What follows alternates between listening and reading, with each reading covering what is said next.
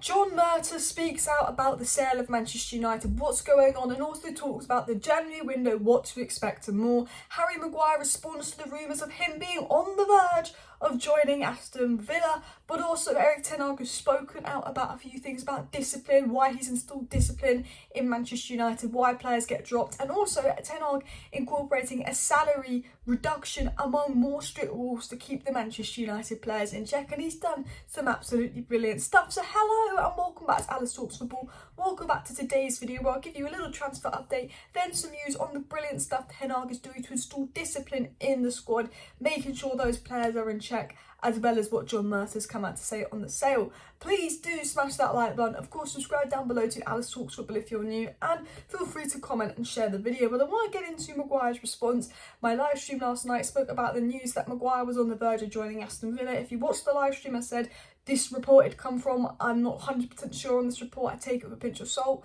It would make sense, but I said I'd take the report with a pinch of salt, and it seems that report is not true. Maguire's not on the verge of joining Aston Villa. I did say there's potential it could be lazy journalism because he was spotted with his agent near Villa, and this is what's been said on the reports of Maguire going to Aston Villa. Although Harry Maguire has fallen down the central defensive pecking order at Manchester United, manager Ten Hag wants to keep the club captain at least till the end of the season, and that was said by Luckhurst. And I've said on Harry Maguire, you know, I can't see him leaving in January, especially with lack of squad depth issues, unless we're desperate to raise money for a striker. And I guess with like Maguire, I feel like if we have to sell someone that's going to raise a bit of money, it would be a centre-back because we're too thin in attack and midfield. But I think Maguire will probably go in the summer, but I don't think he's going in January. And reportedly, Harry Maguire's been saying this. It was said by Luckhurst again. The sources close to Harry Maguire and Manchester United say they found it feverish and the speculation laughable after Maguire was supposedly spotted in Birmingham over the weekend, and Maguire's believed to have gone to the Belfry to play golf. So basically, it seems that it was lazy journalists because Maguire was spotted, obviously, in Birmingham, and someone's just said, oh, he's linked to Aston Villa because he's there in Birmingham with his agent. But in fact, they were just going to play a bit of golf. Which, to be fair, I think makes sense because the only real player that's been linked to an out of Manchester United this window is obviously Wan-Bissaka, then a couple of the people like Brandon Williams that don't actually play. And it seems that Ten Hag just doesn't want to get rid of anyone now because, you know, he needs as many players as he can get. So as I said with Varane's injury record, I'd be shocked if it happened. But I do think it would have been a good move because Villa have the money and Maguire would be playing regularly. However, I want to get into what Ten Hag has said. Ten Hag spoke about why he had to install discipline in United, was asked about what kind of went down when he actually benched Rashford, like what went down behind the scenes, how he's dealt with a few things and more. And again, this is why I love Ten Hag. This is what Ten Hag's had to say on benching Rashford versus Wolves. Maybe it was a risk, but if you want to develop something and create a winning culture, you have to go this way. If you allow them to be undisciplined, if they don't match the standards, then it will come back and blow up in your face. And he said, basically, he had to drop Rashford versus Wolves, as brilliant a performance he had, as much as a risk it was, because if you don't set that discipline early on, it will come back and blow in his face.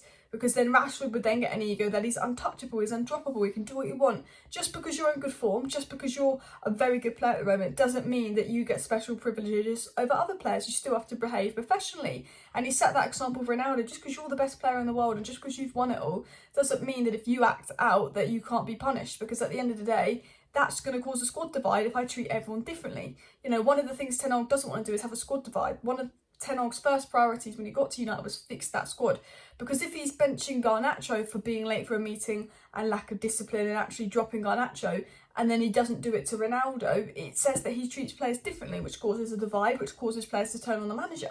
One of the reasons all the players get behind Ten Hag and 100% back Ten Hag is because he treats everyone fairly. He doesn't go, right, I'm going to treat you different and you different. He's, you know, he didn't do an Ollie and Maguire was undroppable and this Bruno was undroppable. If Maguire's poor, he's dropped, as you can see. You know, Tom and I had a few good games, had one poor game dropped. You start based on performance. There's no favouritism at Manchester United. And even though Rashford is probably the most undroppable player at United, and it was an honest mistake sleeping in and him being late, if he's dropped Garnacho and Ronaldo for the same, he's got to drop Rashford to show that he will treat everyone fairly and gain the respect of the players. Ten Hag followed this up by saying on Marcus Rashford's reaction to being benched versus Wolves, the right characters will react like this. I was convinced, I expected the reaction he showed. He said because he knows Rashford's character and he's got the right character, he's sure Rashford would understand why he's dropped, why he had to drop him for the right reasons, but also the way Rashford responded by scoring a goal, and all is good between them because Rashford is of the right character, which is one of the reasons Rashford's doing so well at United. If you're a good player with the right character and you're willing to listen and respect Ten Hag and you're willing to play as a team, you're going to do well under Ten Hag. Ten Hag spoke about the importance of disciplining players at United, and he said everyone is doing it in their own way, but if you allow them to be indisciplined, they don't match the standards, the values, the rules we set together as a team, then it will come back and blow in your face. Again, linking to Rashford and everyone in the squad, you've got to make sure you discipline these players, or it will just blow back in your face. You'll lose the dressing room, you'll lose control. And Ten Hag, one thing he has done, and one thing he's done better than I think any manager post Sir Alex Ferguson, is he very much has control of that dressing room. The Ronaldo situation could have definitely blown up in their face under a different manager. There was two factions in the dressing room last season. You've got to think the dressing room he took over compared to the dressing room now. When he took over the dressing room, it was the most toxic ever. There was divides. You know, Ten Hag said there was no mental resilience in the squad. They weren't playing together when he first got to United. And he got them all playing together, an open environment. He got players that weren't even trying. He got players that obviously didn't get along, getting along again. Rashford said one of the reasons behind his good form at United this season is because he's happier being at United, because it's a happier environment in training than last season, because discipline, treating everyone fairly is so important. It's such an underrated thing, actually, because off the pitch stuff really impacts on the pitch stuff, which we obviously saw last season. Ten Hag also said on discipline, also on the pitch, they will not act with necessary discipline to win games. It's about top football. It's about big responsibility. So in my opinion, you have to go this way and set clear rules for everyone. He's saying he's setting clear rules for everyone. You can't be late your drops. You can't do this your drops, because it will show on the pitch, because you need to be disciplined on the pitch, work hard together on the pitch and more. And one of the interesting things about Erik Ten Hag is about wage bill salary if they don't qualify for the Champions League, and just lowering the wages, because one of the things Ten Hag didn't like is that because Cristiano Ronaldo was on £500,000 a week, he was earning so much more than everyone else, which meant when anyone wanted a new contract, they wanted near to that amount. It created jealousy, and Manchester United, who according to the Mail have the largest annual wage bill that's estimated to be 228 million, which is the highest in the Premier League, which is way too high, and Ten Hag's working very hard on driving that down. And it was said that salaries at Manchester United will be capped at £200,000 a week, with De Gea the first to be impacted, and Richard Arnold and Ten Hag want to avoid a culture of dressing room jealousy. So all the top players will be capped at around £200,000 a week, unless we qualify for the Champions League, I think. But again, I might have to double check that, but I like that. Now people say, oh, you won't get the Mbappes or the top players here. It creates a culture where I think at PSG it's not good for Mbappe because he earns so much more than everyone else. I think if someone's earning ridiculous amounts of money, it's not a good thing. Everyone here who will stay at United is here because they want to beat United, not for the money. If players are only playing for United because of the money, then you don't win trophies. If that's their sole motivation, they want to be here because they want to do well and they're happy being here on a reduced salary. And I think Ten Hag knows that. He's going, I'm going to cap the salary because one, it's going to be performance related, so if they play well, they'll get more money. But two, I'm capping the salary because then I will know who's just here for a paycheck and doesn't care about the project and the club, and who does care about the club. And people say if he caps the salary, will Rashford and Dalot sign a new contract? They're doing well under Ten Hag. He's coaching them. They clearly love the club. That is the last of my worries, and I think that is a very good move by Ten Hag, installing discipline, making sure people are treated equally, capping salaries, benching people if they're late. He's setting a very high standard of this is a professional environment now. United in the past wasn't a professional environment, but also United in the past, as Ten Hag said, had signed too many average players, and we've given too many average players too high wages, which just made it harder for us to sell these players for money. We couldn't get a sell for tellers, we couldn't get a sell for buy, we had to loan them. It's caused us so many problems, and I think Ten Hag is actually looked at that and gone, no, these salaries, this is causing a problem, because people that don't want to be here will stay for their salary, Phil Jones, which can cause a problem and more. And I think this is a smart move by Ten Hag. He's got to manage it well, because some players will be worth more than 200 grand a week, but he's got to manage it in a sense where anyone who's deserving a bit more deserves it, and there's no jealousy, and also performance related. So the final thing I want to talk about is some things that John Murtough came out and said. He spoke about the sale of January transfers and more. So let's dive into what he said.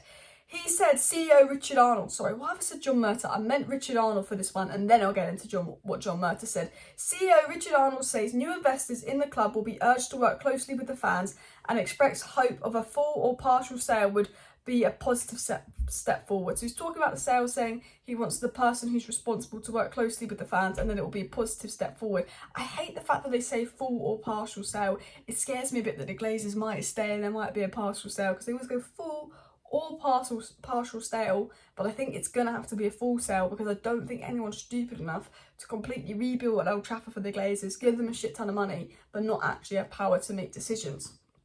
John Murtough also spoke out about the January transfer window and more and stuff going around United. And John Murtough said, you also have to remember that we invested over 200 million last summer, and as a club we have to stay in the FPF nails. I think they meant FFP. But, like, I swear we don't spend any of our own money, we spend the money that we generate as a club, so surely we don't knock out FFP. Maybe that's just me, am I missing something there? Let me know in the comments. But he said, so while we're going to look at options, don't expect a very hectic January transfer window. John Murtough kindly letting us down, saying he doesn't expect a January transfer window, and he'd been saying that in summer. And look, Man United could sell, I don't know, one of our players for 100 million right now in January, and I don't think we'd buy them in January. I don't think they want to do any well. I don't think they care. I think the Glazers are gone. They know they're gone. That's why we're not even just running at João Felix. We're just like, chill, whatever. We're not going to be here. It's very obvious they don't give a shit in January, but they'll get Ten Hag, just an average striker to shut him up a little bit, but they won't get the striker he wanted because he's at Liverpool. The final thing John Murtough said is, it's no secret that we're looking for a new centre forward. We'll see what's possible in January, but as Erik Ten Hag said, we don't want any players who are not good enough. Which is a good thing. You don't want to bring average players to the club. We've done too many of that in the past. We only want to bring players that Ten Hag wants. But we know John Murtough's really thinking, we don't want any players that's going to cost us any money because we're only going to do loan deals because we're tight bloody idiots who pretend we're broke. But actually, we did have the money for Gakpo, but we let Erik Ten Hag down. I think that's the real truth in it. United are probably waiting on João Felix to see what happens. And once we know what happens with João Felix, aka we bottle it, he goes to Arsenal or he ends up at United. If we don't get João Felix, if he ends up at Arsenal, I think we'll be looking at Depay, Weghorst and more. And now if you do want to stay up to date on all the latest transfer news front regarding Manchester United, do make sure to subscribe because I will be updating you on any news that comes out today. There'll probably be a live stream tonight. Thank you everyone for watching today's video. Smash a like, smash a subscribe. See you next time. Bye.